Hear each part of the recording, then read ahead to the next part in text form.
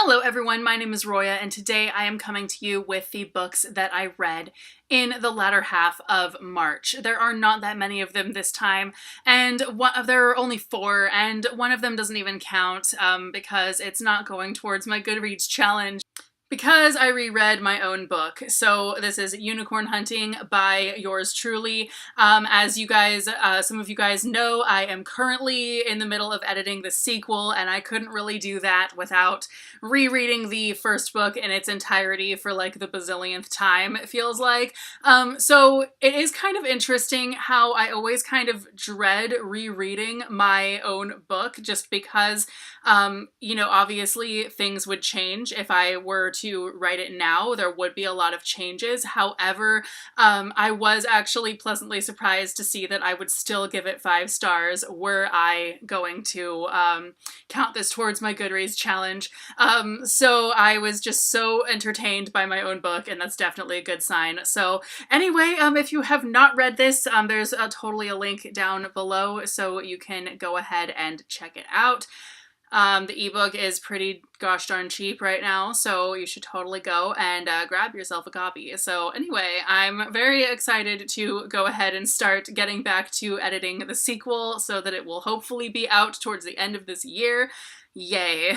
So the most recent book that I read in the latter half of the month is Radioactive Evolution by Richard Hummel. This was sent to me for review by book publicity services, and this is a cyberpunk story that's post-apocalyptic. It's very survivalistic and very action-packed. Basically, this dude lives in this post-apocalyptic world where the Earth has been destroyed by nuclear war, and everyone who's anyone basically just lives in cities in the sky and leaves everyone else to kind of rot down below and get eaten and all kinds of crap. So he finds this dragon. They end up forming a bond which allows them to access special abilities.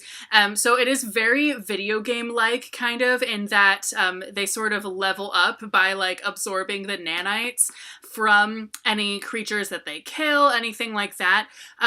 So they are able to increase their physical, mental, everything attributes. It's very interesting. So it took me a couple chapters to really get into this book, but after that it was so good. It's so action-packed and just the conflict keeps coming, and I totally have some predictions for the next book. I'm really excited to see where it goes from here. Also, I did read 2 of my most anticipated books of the whole year within my top 5. So one was The Afterword by E.K. Johnston. This is a story about basically a bunch of knights who are all women went on this quest and they're back now and everything's good, and the 2 teenagers among them had actually fallen in love with each other during the time that they spent together, but now that their lives are back to normal, one of them is back to being a thief, but she can't really be a thief because she's too recognizable now for being someone who went on the quest with those other people, and then the other one has to get married now and she's afraid that, like, I don't know, she just doesn't think she's gonna get what she wants, blah blah blah, because she has to like repay everything she owes for being all the stuff that she paid to become a knight, for like the cost of all her armor, all her like training, etc, etc. So basically the problem I had with this book, because this book was pretty disappointing because I was really expecting something really awesome, and I think that's sort of the pattern that I'm seeing with E.K. Johnston's books, because this is the second book that I've read of hers, also the second that has been one of my top 5 most anticipated book releases of the year, and also the second that didn't quite live up to what it was billed as. There was very little romance in the entire book. We really didn't get to see any of the 2 main characters together really at all. This book was partly told in flashback, and then for some reason the flashbacks were in first person. It alternated between the 2 main characters, whereas everything in the present day was told in first person, in third person.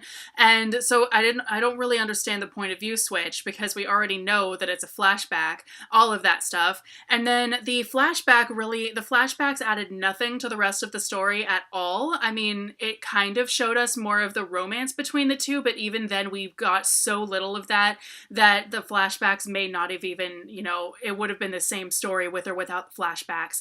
So that didn't quite work for me. It made the whole thing a lot more convoluted than it really needed to be. And then also things just were too convenient throughout the story. Things were just tied too neatly with a bow on top. At the end, like basically, you know, one of the biggest conflicts in this book is that one of the two main characters has to find a husband who can like, you know, who's like rich enough to repay everything she still owes for becoming a knight, blah, blah, blah.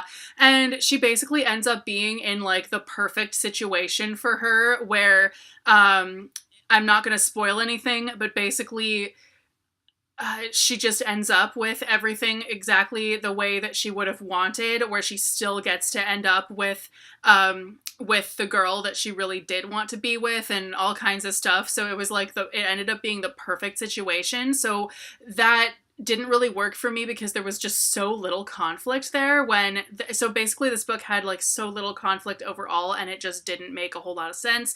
So I ended up giving it 3.5 stars because there was some stuff that was really interesting about it. And of course, it's a very diverse queer book where trans people, queer people, everything are very commonplace, and I loved that. And there are people of color, like most of the main characters are people of color, and I thought that was great. But just unfortunately, a lot of just what this book was billed as just wasn't there. The world building wasn't there, the character development wasn't there, it just fell really flat. So ultimately this book, it may be worth a read to a lot of people, but I was a little bit disappointed, but it was still okay. Then I read one of my other top 5 most anticipated book releases of the year.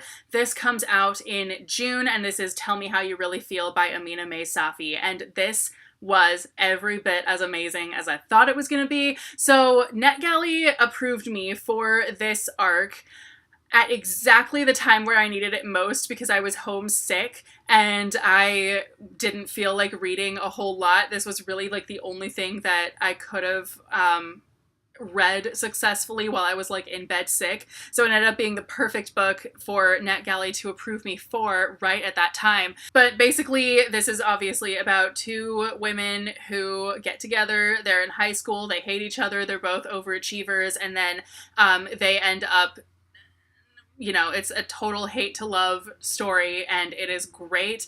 One of the main characters is Jewish and Mexican, and the other one is Persian and Bengali and probably other Middle Eastern descent as well, but we aren't given like the whole spectrum, obviously. But I did not actually think she was going to be part Persian, so that was very pleasantly surprising to me as a Persian individual, so that was really awesome. So anyway, I loved these 2 main characters. I loved, like, they were so well-rounded. And another great thing about this story is that their being queer is not treated as anything weird, even though this is set in modern day, where you would think that, you know, parents would still be like, well, blah-de-blah, and kind of in denial about it, but they're totally not at all.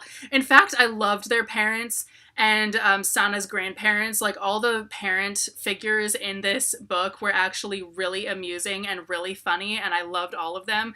And there were actually just a lot of characters overall that were just great.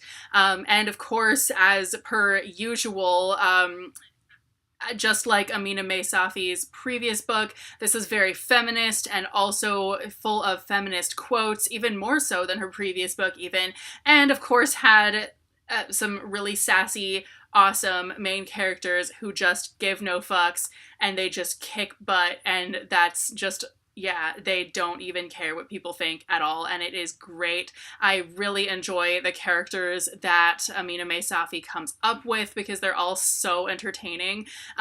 They're not the type of characters we really get in contemporary that often, just because they are so, like, out there and really gung-ho about what they're doing and just like, you're in my way, get out, kind of that whole deal.